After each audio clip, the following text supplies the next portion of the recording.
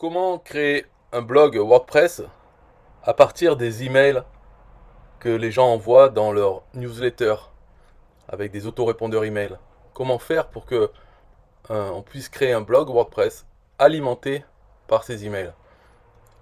Là, je l'ai mis sur email.com, donc c'est un WordPress. Le plugin qui permet de faire ça s'appelle Posty, donc il est gratuit. Donc Posty, qu'est-ce qu'il va faire? Il va se connecter à une adresse email, aller récupérer les emails et en créer des posts, des articles de blog dans WordPress. Donc pour ça, premièrement, ce qu'il faut faire, c'est créer une adresse email. Donc sur son professionnel, bon, on peut choisir, enfin bref, il faut avoir une adresse, hein. Moi, je l'ai créé sur Bulderall. Et cette adresse email, il faut aller s'inscrire sur des newsletters. Donc bien sûr, des fois, quand on s'inscrit sur une liste, c'est en double opt-in. Donc il faut confirmer. Alors il faut toujours avoir accès à sa boîte email. Et quand on s'inscrit, hop, on répond s'il faut confirmer. Et ensuite on supprime ce premier email parce qu'il ne sert à rien. On ne veut pas qu'il soit dans le blog. Ensuite, par contre, il n'y a plus rien à faire. Une fois qu'on est inscrit, l'intérêt de Posty, c'est que quand il va récupérer les emails, c'est comme s'il les lisait. Donc on ne va pas être désinscrit de ces listes parce qu'il y a inactivité, parce qu'on ne lit pas les emails. Le fait que Posty aille les vérifier, c'est compté comme une lecture. Donc il y a quand même quelques petites choses à prévoir pour faire ça. Donc Posty, alors il suffit de l'installer, le configurer. Donc moi je montre sur le mien, bon j'ai caché un peu l'adresse email parce que s'il y en a qui, il y en a qui veulent pas qu'on s'inscrive comme ça, qu'on publie leur email. Donc ils vont chercher mon adresse email et la désinscrire de leur liste. Il y en a, je le sais, hein, qui regardent les vidéos et tout. Bon, en tout cas comme ça vous n'êtes pas tenté de. Et puis vous pouvez toujours chercher, hein. Mais ce qu'il faut faire dans les paramètres donc, de Posty, c'est indiquer le serveur d'email, de notre adresse email, euh, l'adresse email, parce que souvent c'est ça, c'est le nom d'utilisateur, et le mot de passe, pour qu'il puisse aller accéder aux emails. Donc là c'est POP3. Enfin bref, ça après il faut voir avec votre messagerie email, c'est quoi les paramètres, enfin, la configuration qu'il faut. Si par exemple vous installez un logiciel pour lire les emails, il va vous demander, quand vous ajoutez un email, il va vous demander ces informations pour pouvoir se connecter à votre boîte mail et rapatrier les emails. Dans le cas de Posty, il faut savoir que quand il lit un email, il l'efface. Ça, par contre, il n'y a pas possibilité de dire laisser l'email. Et de toute façon, c'est mieux, comme ça notre boîte email ne se remplit pas. On n'a pas besoin de la vider régulièrement. Donc à chaque fois qu'il va lire un email, il l'efface de la boîte. Alors, après, on peut le configurer pour dire si on veut faire manuellement, c'est-à-dire hop, faire le process de tous les emails pour créer des articles manuellement, ou bien automatiquement, bien sûr, automatiquement c'est mieux. Alors moi j'ai mis ici, voilà, de toutes les 2 heures, d'aller checker la boîte mail et de ne faire que 5 emails. Donc ça fait quand même, sur 24 heures, ça fait, on va dire 12 fois 5, donc 60 emails. Ça veut dire que ça postera 60 articles par jour maximum. Si je reçois plus d'emails que 60 pour certains jours, au début, quand on s'inscrit dans des newsletters, on reçoit beaucoup d'emails. Après, il y a beaucoup de web marketeurs qui s'essoufflent. Leur campagne, elle ne dure pas, après ça se ralentit la fréquence. Donc au début, même si on reçoit plus de 60 emails par jour, eh bien le deuxième jour, tout ça, ça va se rattraper. Et de toute façon, la date des articles ne correspond pas à la date d'envoi des emails. Enfin là, on peut le choisir aussi, ignorer la date de l'email pour que les articles soient. La date, c'est au moment où c'est publié sur le blog, pour que ce soit comme des articles de blog. Donc, ok, pour ça, c'est bon, il faut configurer l'email. Après, il y a quelque chose à faire dans Posty, donc il y a une possibilité, c'est d'ajouter un code PHP dans, dans le répertoire WP Content. Il faut l'appeler filterposty.php. Et dedans, donc il y a la documentation, on peut voir, hein, dedans on peut faire certaines choses. Alors, ce que j'ai fait dedans, c'est par exemple, il y a toute une partie qui lit le contenu de l'email et j'ai une liste de mots qui sont intéressants pour moi. Je dis si il y a un de ces mots dans l'email, eh bien on va créer un tag automatiquement avec ça.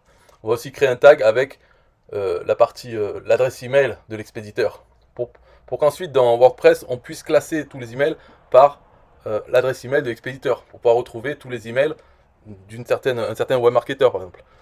Donc il y a ça déjà à faire. Après j'ai fait d'autres choses pour par exemple pour supprimer les liens de désinscription.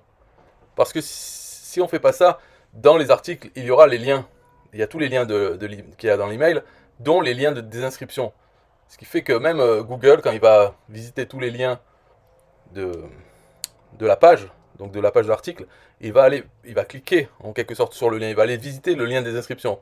Et si la désinscription est en single opt-out, donc dès qu'on clique, on est désinscrit, ça nous désinscrit des newsletters. Et puis même, sans parler de Google, il peut y avoir des gens, des visiteurs, qui vont cliquer là-dessus. Alors, il y a une partie du code qui supprime tout ce qui est unsubscribe ou désabonné, des mots comme ça supprime aussi le lien. Après, j'ai fait d'autres choses. Par exemple, à chaque fois que mon adresse email, celle que j'ai utilisée pour Posty, chaque fois qu'elle est citée dans l'email, eh bien, elle est remplacée par le mot email. Pareil pour le prénom de la personne. À chaque fois que je m'inscris, je mets le prénom. S'il est présent dans l'email, il est remplacé par email. Ça, c'est pour éviter que les propriétaires des newsletters puissent voir ça et aller chercher le contact. Enfin, après, comme prénom, on peut mettre quelque chose de très banal, Pierre, et donc il y a peu de chances qu'on soit le seul Pierre dans sa liste, mais on ne sait jamais. Donc voilà, déjà le script PHP, donc filterposty.php, il fait ces choses-là, créer les tags, supprimer tous les liens des inscriptions, l'adresse email, le prénom.